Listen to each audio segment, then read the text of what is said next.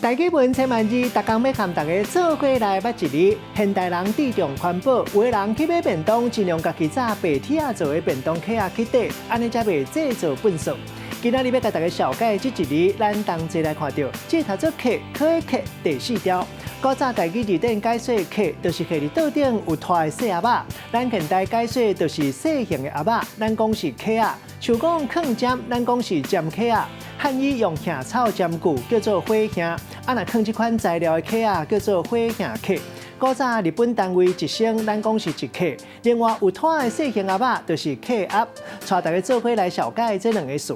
头一个读做便当客啊，有人讲是饭客啊、饭鸭仔、饭包，也就是咱咧讲的便当鸭仔。第2个词读做纸客啊，也就是纸鸭仔。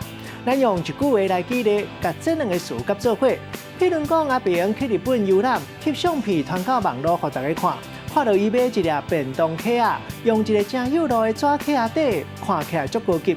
今仔日小解这一字读做客，提供给观众朋友来参考。